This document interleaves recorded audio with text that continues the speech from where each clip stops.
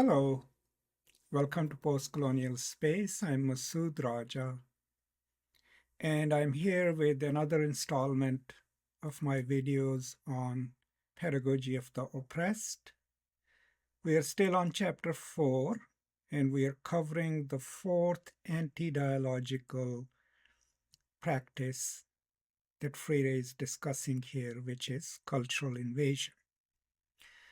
I'll be covering from page 158 to the middle of 160, where Freire is sort of developing a counter to cultural invasion, which he calls cultural revolution.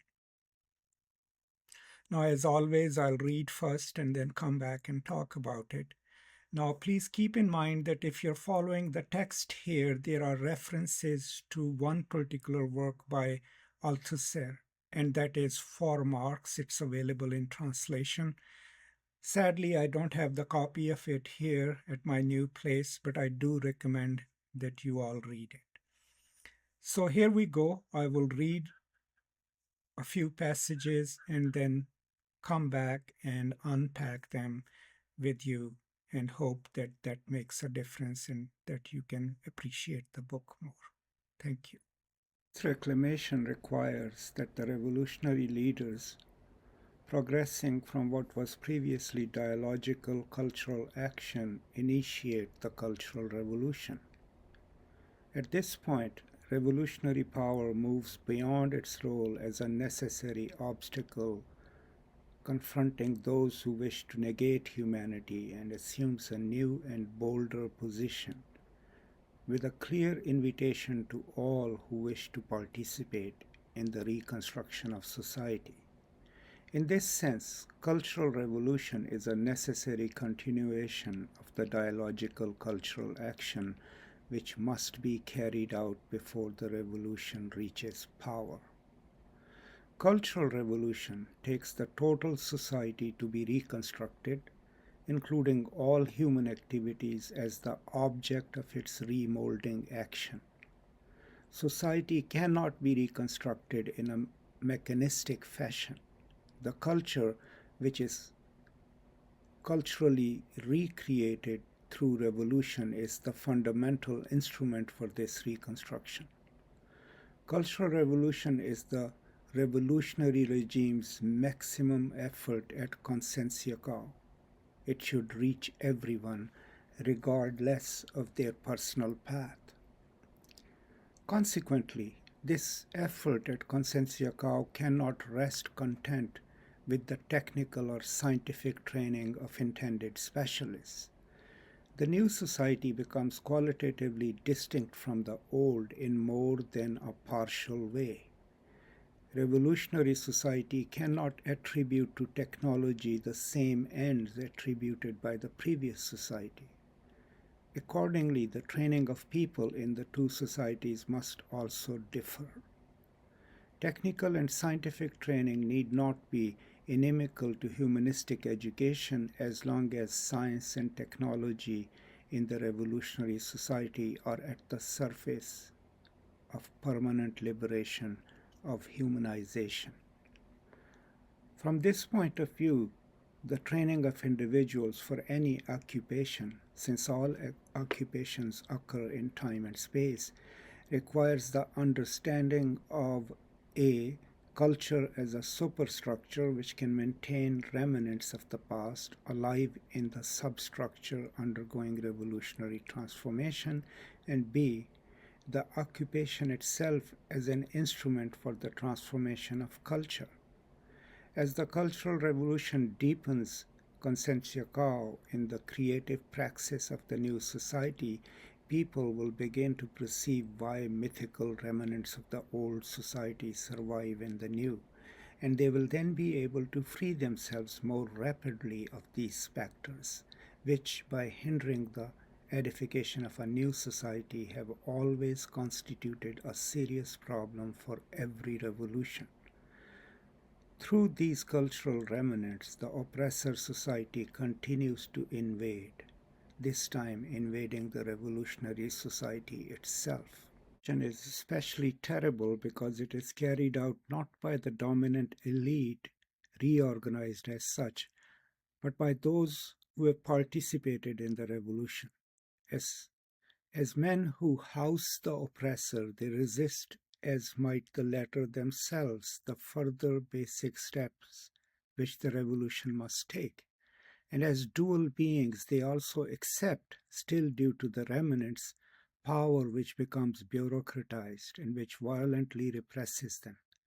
In turn, this violently repressive bureaucratic power can be explained by what Althusser calls the reactivation of old elements in the new society each time special circumstances permit.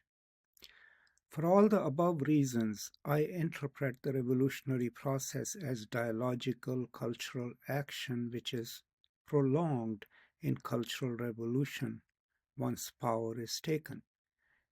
In both stages, a serious and profound effort at conscientia quo, by means of which the people, through a true praxis, leave behind the status of objects to assume the status of historical subjects, is necessary. Finally, cultural revolution develops the practice of permanent dialogue between leaders and people and consolidates the participation of the people in power.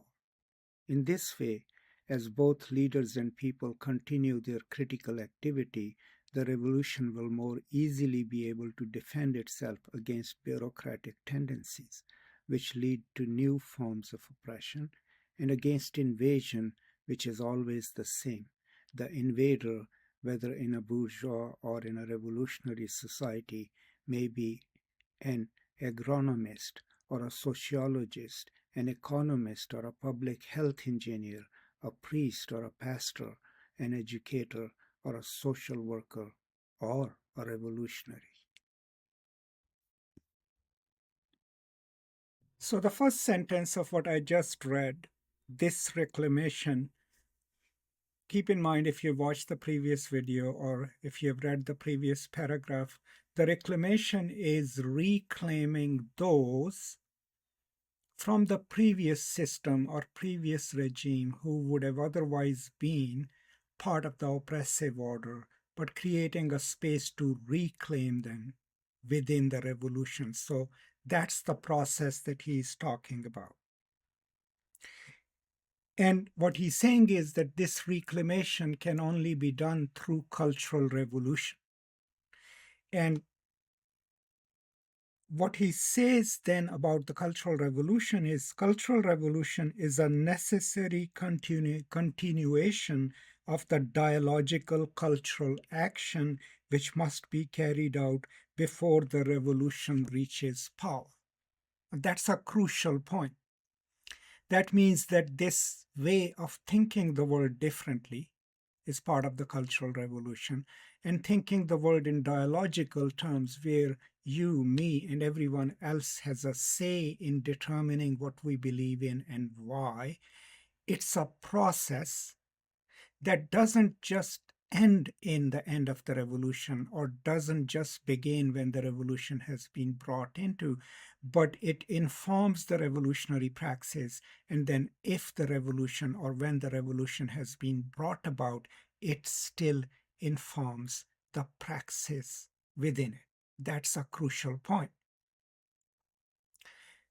And thus, people who otherwise would have been part of the elite forces or people who would have otherwise been part of the oppressive order can be reincorporated within the revolutionary process, even when it has gained power, if they commit themselves to this change and this new worldview.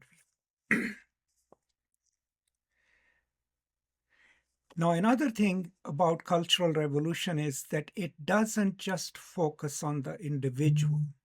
It takes into account our particularities, but since the oppressive order was a whole system, cultural revolution then must rewrite the whole system, reinscribe it.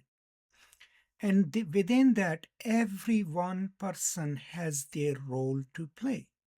And that role is played through a constant sense of conscientia quo, and that is thinking critically of the world in which we exist, our past experiences, and constantly trying to change things collectively, but also individually in our own actions. Now, once the revolution has been brought about, there are two dangers to it. What we used to call in Marxist theory as the reactionary movement, right? Or reaction to revolution. One is that we lose sight of what we fought for and stop thinking of our own actions critically. And two is appropriation by the remnants of the old. That's always the biggest threat, that the remnants of the old system incorporate themselves into this new system and then create a huge bureaucracy, and state becomes bureaucratic. And the dialogue between the people and the leaders ends. That's what happened in Soviet Union. That is what happened in China. Eventually, huge bureaucracies took over and depersonalized the experience, and that dialogic nature of leaders and people constantly informing each other was dismissed. And so revolution got taken over by an inhumane and cruel bureaucratic order in which people had no voice. And that means it wasn't really a revolution. That's what he's talking about. And in training of individuals, when he talks about they must be trained, one, that culture is a superstructure which can maintain remnants of the past, and B, the occupation itself as an instrument for the transformation of culture. Okay, so the Cultural Revolution must constantly remind people and groups that they live in a superstructure and that determines how we behave in it, what our role in it. And so that superstructure needs to be changed. And that any occupation that we take in the revolutionary movement after the revolution has gained power, that in itself is an instrument of change. May we be bankers, may we be teachers, we have to see our roles differently, right? And that's why what he's saying is that in the counter-revolutionary movement, sometimes it will be the remnants of the old, right? Military, physicians, doctors who would take up the positions that need to be filled, but their actions will be informed by the ideas of the old system. But sometimes it can be the revolutionaries themselves who take positions of power and then foreclose any dialogue, right? The emphasis in these paragraphs is on how to forestall against counter-revolution, how to forestall against, after all the effort, after building an educational system which gives people a voice, a control over their destinies, after leaders and people have come together to develop a consensus cow, a mode of action and reflection, after all has been done, the biggest fear is that the revolutionary movement at the moment of its success will get appropriated by people who don't believe in dialogical action, who don't believe in new way of thinking the world. The purpose of revolution is to write the world anew, to construct a world in which no matter what we do, we can live our full humanity and can be treated and do act as fully realized humans. So that's what he's highlighting here. So this threat of invasion is always there even after the revolution has succeeded. And education, critical education, is a mode that can enable any revolutionary movement to make sure that a revolution brought about by the people along with their leaders does not get appropriated and become the very repressive system or the very oppressive system, or becomes bureaucratized in a way that all that has been accomplished is lost, and people still end up being objects and not subjects of their own destiny. That is what these paragraphs are focusing on. Now, I mean, we live in 21st century. There aren't many possibilities of revolution or revolutionary action here. But the idea is committing ourselves to change. All of us have jobs and occupations, but staying critical of ourselves, our actions, how do we behave, how do we perform our roles in our occupations, and how are they connected to dialogical actions? Do we create space for others to add their voice in our decision making? Do we create a system in which no one is silenced or treated differently or treated inhumanely? So, even if we are not even talking about real revolution, we are talking about a kind of social change in which no one is silenced and no one is treated less than human. And then also collectively coming together to help create a system in which oppression is no longer possible, in which silencing people is no longer possible. So, what this kind of thinking will make us aware of is it will make us highly sensitive to oppressive systems, both ideological and militaristic and, repressive. And if collectively we start thinking of whatever happens to us or whatever someone does, if we start thinking of it critically, and if we look at the situation critically and develop a sense of consensia causa, thinking critically about a given situation, finding out what is unjust in it, and then actively seeking to change it, then we will be continuously working towards change and working towards making this world a just place for everyone. So, these are some of my ideas from this reading. We are progressing towards the end of the book, and please do keep in mind that for any given moment in the book or when you watch a video, it's always connected to what we have previously read or talked about. So the best thing that you can do is read the whole book, and then if you have time, follow this series from the beginning till end. I hope I can end it soon. And then maybe, I know, the idea of a global or even regional revolutionary change seems impossible. We have now reached a point in the world where we think the world is what it is and we just have to survive in it. But, I mean, as humans, we always try to change our immediate surroundings from the degree of comfort, from the degree of how to make it better for our children, our parents, our family.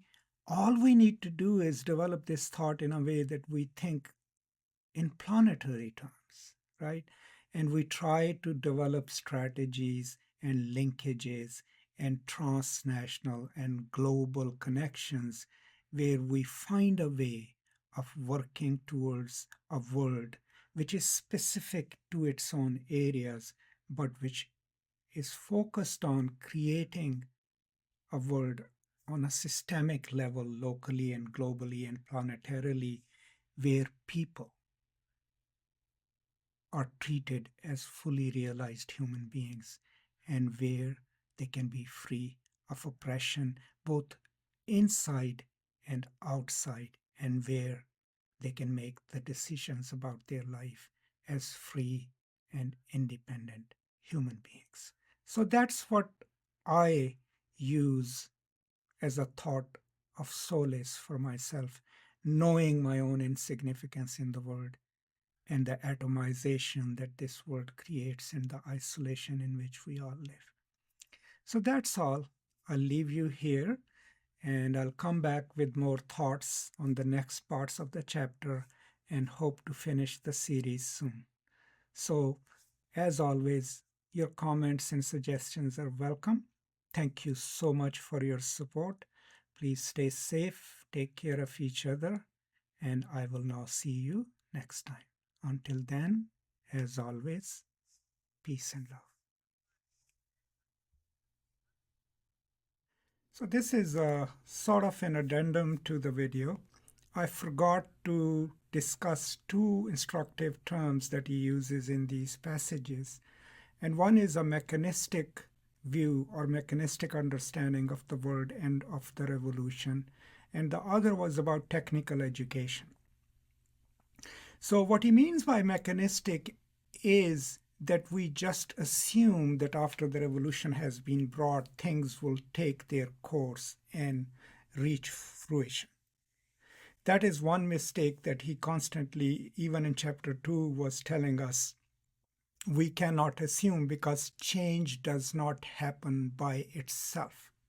It requires constant struggle, constant critical thinking, and praxis. So that is what he means every time when he referred to the revolutionary process or post-revolutionary functioning as mechanistic, that we ought not to think about it in mechanistic terms.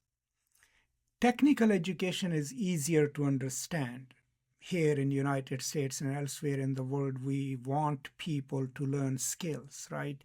And we want them to be computer experts and designers. So technical education assumes that by giving people skills so that they can have jobs will eventually make the society better.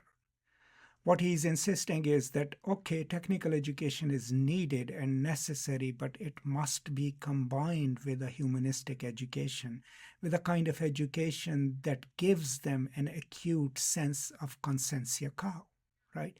Where they can think critically of the world, of their own lives, and can constantly keep posing questions and performing actions to change the world. Okay, so these two terms which were employed in the passages that I read, I'm sorry, I forgot to kind of unpack them. So those are my views on it. Thank you so much and peace.